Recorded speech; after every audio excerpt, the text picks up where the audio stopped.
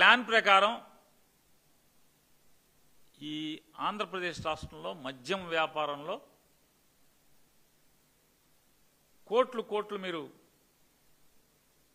సంపాదించుకుంటూ మీ మకిలి మీ బురదని వైఎస్ఆర్ కాంగ్రెస్ పార్టీకి నిర్లజ్జగా అంటగట్టే ప్రయత్నం చేయటం, ప్రజలు నవ్వుకుంటారు నవ్విపోతారని కూడా సిగ్గుపడకుండా చేయటం. జోగి రమేష్ ఫోన్లు మాత్రం పట్టుకెళ్లారు. గమ్మత్తు చూడండి, అమలాపురంలో నకిలీ మద్యం దొరికితే ఫోన్లు సీజ్ చేయలే ఎవడి ఒక్కడి కూడా. ఊరికే సింపుల్గా కేసు పెట్టి అందులో ఇద్దరునో ముగ్గురునో ఆ టైంలో దొరికిన వాళ్ళని తీసుకెళ్లి పెడతారు. లేదా నర్సీపట్నంలో దొరికిన వాళ్ళని ఆడి ఫోన్ సీజ్ చేయరు, లోతుకెళ్ళరు విచారణకి.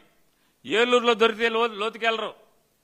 లేదా నంద్యాలలో దొరికితేనో, కర్నూలులో దొరికితేనో, గుంటూరులో దొరికితేనో లోతుకి వెళ్ళరు. ఎవడు ఫోన్ సీజ్ చేయరు. జనార్దన్కి లుకౌట్ నోటీస్ ఇవ్వరు, లేదా సురేంద్రనాయుడికి లుకౌట్ నోటీస్ ఇవ్వరు, లేదా జయచంద్రారెడ్డికి లుకౌట్ నోటీస్ ఇవ్వరు.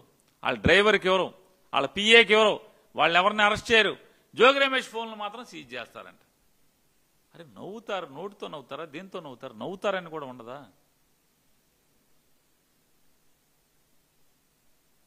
తీసుకో, జోగి రమేష్ ఫోన్లు తీసుకుని ఏం చేస్తావు? ఏం చేయగలవా అని అడుగుతున్నాను. అంటే ఇంత తప్పుడుతనంగా ఆంధ్రప్రదేశ్ రాష్ట్రంలో మద్యం మీద దోచుకుంటూ ఇవాళ సిగ్గు లజ్జ లేకుండా బరితెగించి వైఎస్ఆర్ కాంగ్రెస్ పార్టీకి ఈ బురదని ఈ మకిల్ని అంటించాలని రాయాలని విపరీతమైనటువంటి తాపత్రయపడుతూ సిగ్గుపడకుండా 3వ తారీఖు నుంచి ఇవాళ దాకా ఈనాడు జ్యోతిర్లో మామూలుగా కారు స్టీరింగ్ తిప్పినట్టు విపరీతంగా కథనాలు రాసేస్తూ రోజుకోటి. అరే నిన్న 3వ తారీఖు ఇది రాశామే, పాఠకుడు ఏమనుకుంటాడేమో, తిట్టుకుంటాడేమో అని కూడా సిగ్గుపడకుండా జాగ్రత్తగా చంద్రబాబుని కాపాడేదానికి ఇటువంటి తప్పుడు వార్తలు రాయటం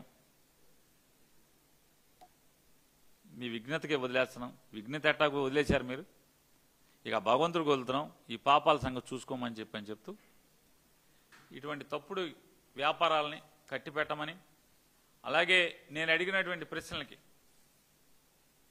ఇమ్మని చెప్పని, ఈ 500 చిల్లర బారుల్లో ప్రతి నెల అడ్వాన్స్గా కలెక్ట్ చేస్తున్నటువంటి 5 కోట్లు ఎవరు తీసుకుని ఎవరు ఈ బారుల్లో వ్యాపారాన్ని దొంగ వ్యాపారాన్ని ఎవరు కాపాడుతున్నారు? పెద్దలు కాపాడుతున్నారా? ఎక్సైజ్ కమిషనర్ గారు మంత్రి కాపాడుతున్నారా? లేదా వీళ్ళ కింద ఉన్నటువంటి అధికారులు కాపాడుతున్నారా? ఎవరు కాపాడుతున్నారు? ఈ రాష్ట్రానికి ఈ రాష్ట్ర ప్రజలకి సమాధానం చెప్పాల్సినటువంటి బాధ్యత మీ మీద ఉంది. అలాగే బారుల్లో ఎంత సరుకు కొంటున్నారు అనేది కూడా ప్రతి బారు వారీగా ఇండెంట్ వారీగా లెక్క చూపించే ధైర్యం మీకుందా అని కూడా మీనా గారిని ప్రశ్నిస్తున్నాను.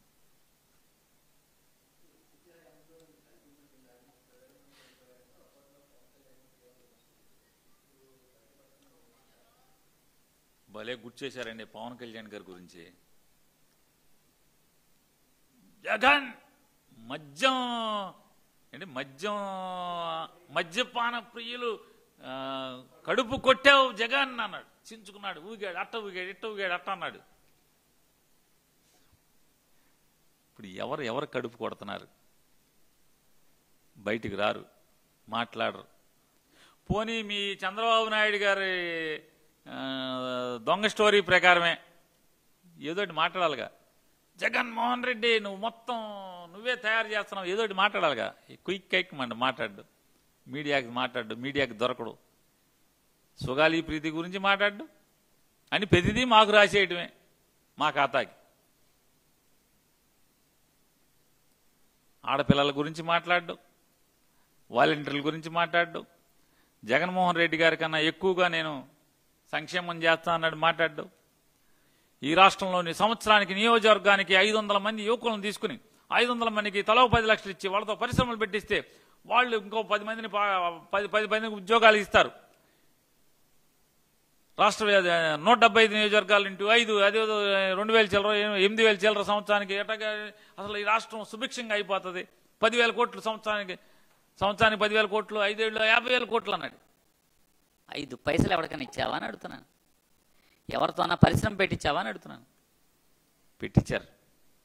100కు 100% పవన్ కళ్యాణ్ గారు పరిశ్రమలు పెట్టించారు.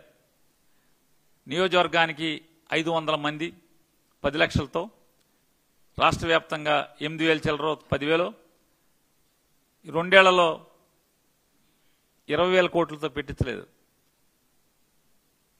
జయచంద్రారెడ్డితో, సురేంద్ర నాయుడుతో, జనార్దన్తో ఈ లిక్కర్ ఫ్యాక్టరీలు పెట్టించి బూట్ లెక్కర్ వ్యాపారాన్ని ఇబ్బడి ముబ్బడిగా పెంచినటువంటి ఘనత